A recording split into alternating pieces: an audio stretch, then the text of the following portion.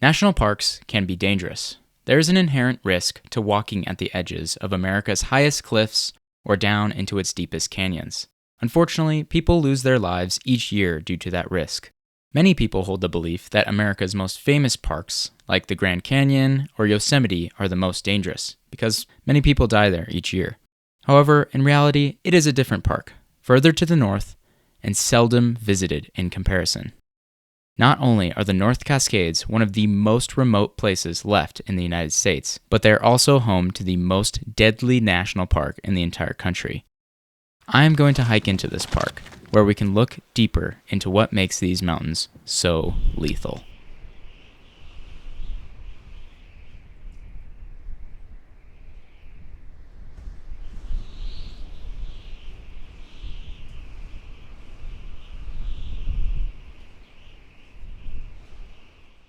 Welcome to the North Cascades. North and I are both super excited to be here. Just driving in, we already got some insane views, and now we're doing a hike that should hopefully give us some more of those. So we are not currently in the national park, but our destination is the national park. The park boundary is up on a high ridge of mountains up ahead of us, and that's where we're heading to right now. But we're still in the North Cascades mountain range right now.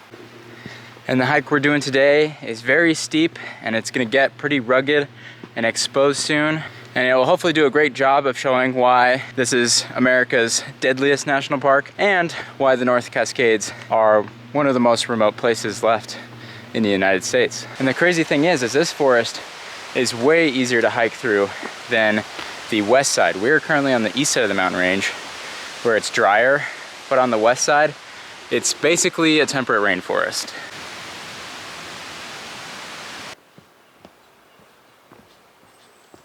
As you can see around me, to even get to the peaks, you have to go through a bunch of dense temperate forest. And without a trail, it would be really, really slow going. And a lot of the North Cascades do not have trails through them.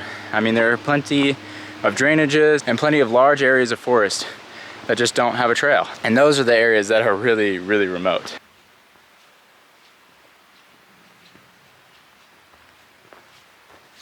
The one thing I'm surprised about in being here is how hot it is today. We got started pretty early, about 8 a.m., and it is already so sweltering hot.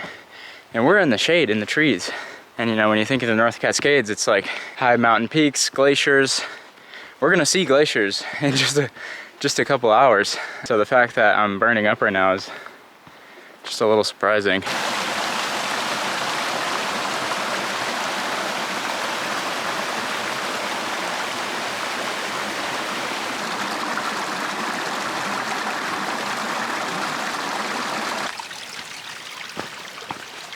Okay, we finally made it out of the dense forest and we have a good view of the peaks we're gonna try to get up to. So the pass we're trying to get to is just that big U up there, and then the peak we wanna at least get near, maybe on top of that one right up there.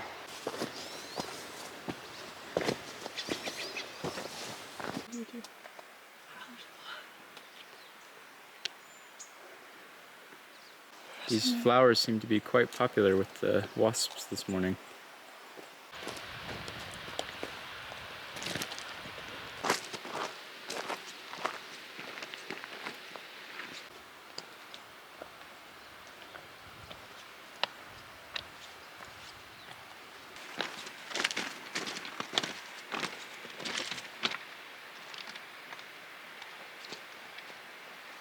Well, now that we're up here with this amazing view of everything, I wanted to talk about why the North Cascades are one of the most remote places left in America.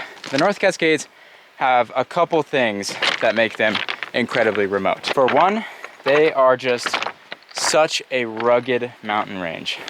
You have the combination of incredibly steep slopes everywhere, along with really dense forest, and then spiky, craggy peaks, cliffs, rock falls, and those things come together along with the fact that almost all of the North Cascades is designated wilderness. So for the most part, the entire national park is wilderness, and then there's a bunch of adjacent wilderness areas surrounding it. And we are actually hiking in one of the very, very few sections of the North Cascades that isn't designated wilderness. And both those factors just really come together to make an area that's really hard to travel through, either on foot or by vehicle. And because of that, a lot of the deep interior of the mountain range is really, really difficult to get to. We're literally just getting to the edge of the national park today, and that's gonna kind of be our limit. And to actually get far into it, into this section of the park, we would have to do a multi-day backpack. And hopefully once we get on top of this ridge with an even better view into the mountain range, it'll really become clear how rugged this place is.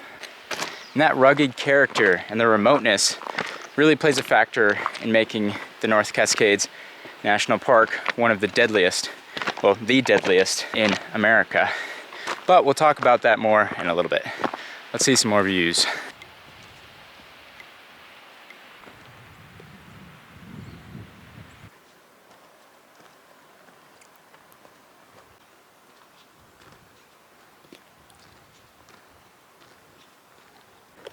I love seeing these plants up at the northern latitudes.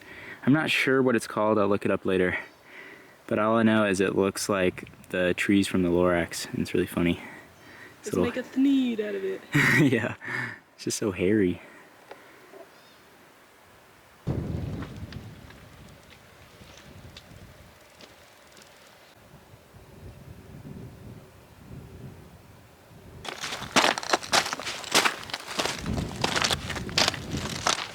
It has been a minute, but we are now just below the pass. It's right up at those trees. We're standing on this massive scree field. And man, it's been a tough hike. We started all the way down there at the bottom of the valley, and now we're up here. You can see some of the switchbacks down there. We passed a hiker and he said the view at the pass was amazing, so I'm getting excited now. Okay, I'm approaching the pass. Let's see how epic this view is. Finally some wind. Cool me off. Oh, wow. Those are some big peaks. Let me get away from these trees here.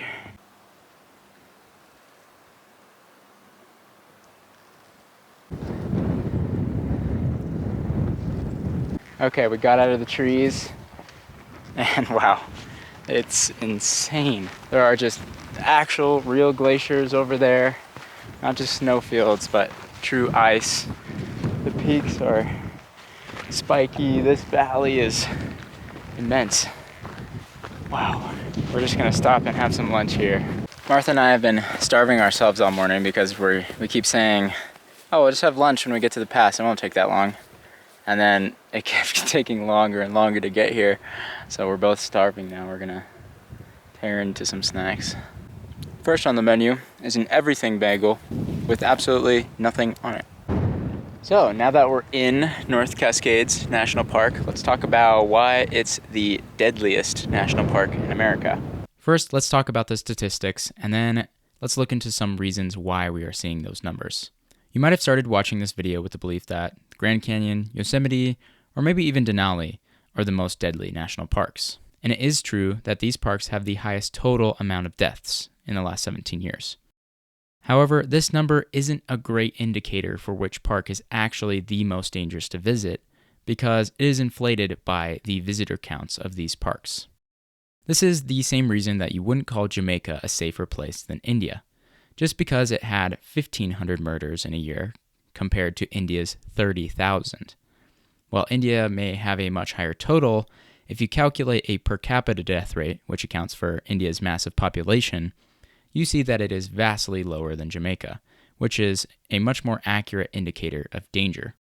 India has 3 murders per 100,000 people, while Jamaica has 50 murders per 100,000 people. This can also be applied to the national park data. If we divide the death counts by the visitation per year, the data is very clear. North Cascades National Park is by far the most dangerous, with a death rate that is nearly 25 times higher than the Grand Canyon. So, why is this? Well, we can see that the North Cascades receive way less visitation than the other parks, which is why that per capita rate is so high. It has only gotten around 500,000 visits in the last 17 years, compared to Grand Canyon's 82 million. This number seems almost too low, and there might be a reason for that.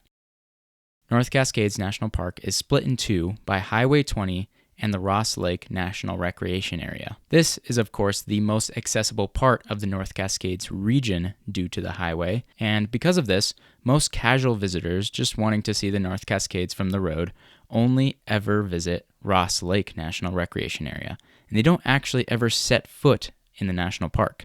This is very different from Yosemite or the Grand Canyon, where the roadside stops are in the national park. This area is also, of course, much safer, and most people are doing easy hikes or just driving.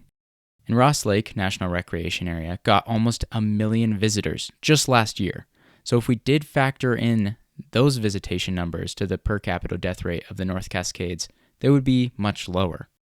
It is really up to personal interpretation as to whether Ross Lake should be counted as part of the park or not when talking about the danger of the North Cascades. But I do want to bring up one more point. Because a large majority of the casual visitors are factored out of the North Cascades death rate, it also should change how we look at that death rate. Many of the deaths in Grand Canyon are unprepared people who get in over their head. They might fall on a hike that was too difficult for them, or succumb to heat exhaustion because they didn't bring enough water.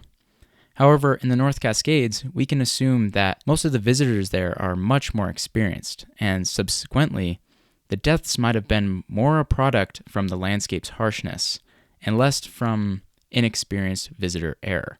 I should mention that the majority of the deaths in North Cascades are from falls. Regardless, the North Cascades are undoubtedly a very dangerous place, and anyone traveling there should tread with caution. The harsh and steep mountainous terrain, combined with the remote alpine environment, makes it so any mistake can quickly become fatal. So, after looking at the numbers, is North Cascades National Park the most deadly of them all? I still think so. So anyway, we are going to just go a little bit higher up the hill. This is the pass, and there's a trail that keeps going down that way. But I want to see if we can get an even better view, so we're just gonna go up this hill. And that will take us back out of the national park because the park boundary is almost exactly where we're standing. It kind of follows this ridge.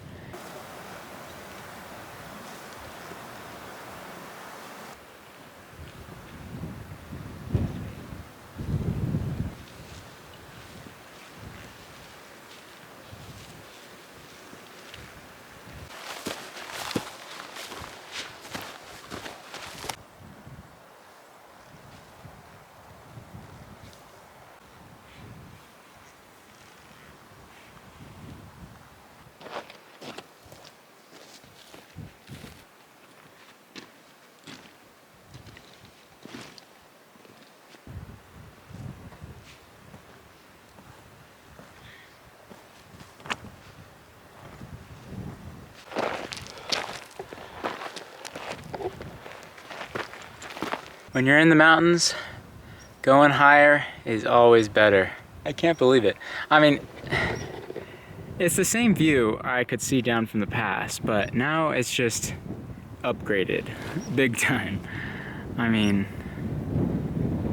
when you get higher, the vantage point is just so much better, and I don't know, it just feels like you're on top of the world. Martha's down on the slope. She's about to get to me. And then the peak we want to summit is right there. So we've pretty much done all the climbing we need to do. We just need to walk that way. And I'm basically sitting on the park boundary right now. So we're gonna leave the park just in a sec. These glacial valleys are just insane. I know many of you are probably waiting for me to talk about the geology of this area because I love doing that. But to tell you the truth, the North Cascades geology is so complicated and complex. I'm not even sure I understand it yet. Because of this, I'm going to wait until next time I visit the park to talk about the geology. There's a lot left that I want to do in this park, so I hope to do a future adventure very soon that's more focused on the geology. In the meantime, I'll put all the geology books I'm reading to do my research for this area in the description so that you can go check them out if you are dying to know the answers like me.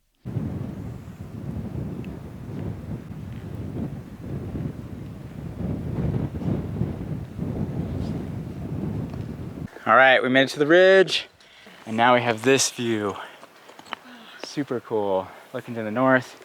And there's a beautiful lake down here that is full of glacial till because it's a really nice teal color. That is awesome. And you can tell the difference because this little lake over here doesn't have any. It's much clearer blue.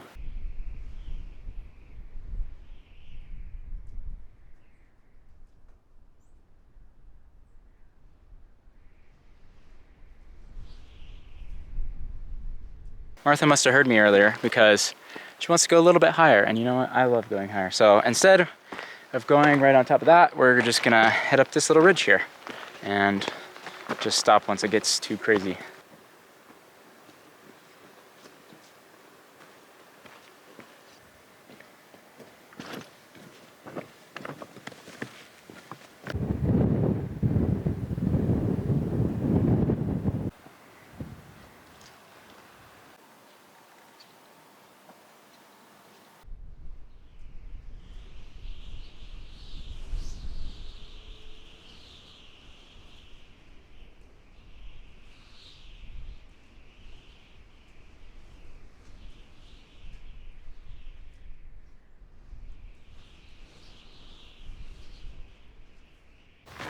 It's almost overwhelming being up here because there's quite literally amazing views in every direction. And I think this ridge is a great place to show that the North Cascades are so much more than the national park, which is often the case. I think a lot of people often get caught up in going straight to the national park, but in reality, there are so many mountains in the North Cascades range that are not part of the park. So if you ever get tired of crowds, always just check right in the outside of national parks too. Oftentimes, there's great stuff there. Because I mean, if it really came down to it, I would say that this side is cooler, and that's the park, and this is not. But those there are still world-class mountains.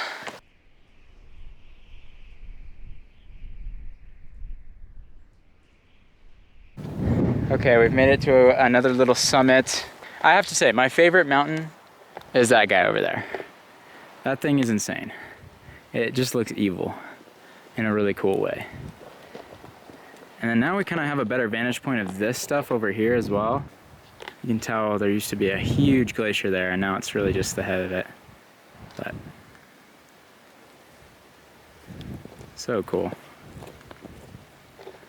Okay, I'm now sitting just outside the park boundary in the national forest, and it's time to get a real bird's eye view.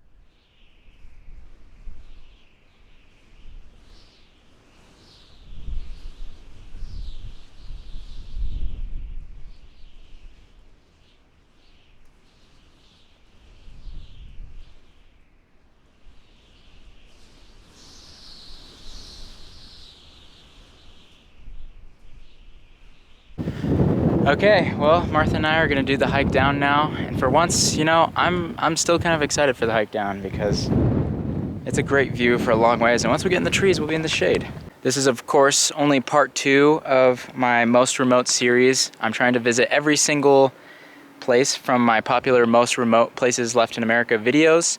So let me know which place I should go next. I've been to the Waihi Canyonlands so far, and now the North Cascades. So I still have 18 places left to go.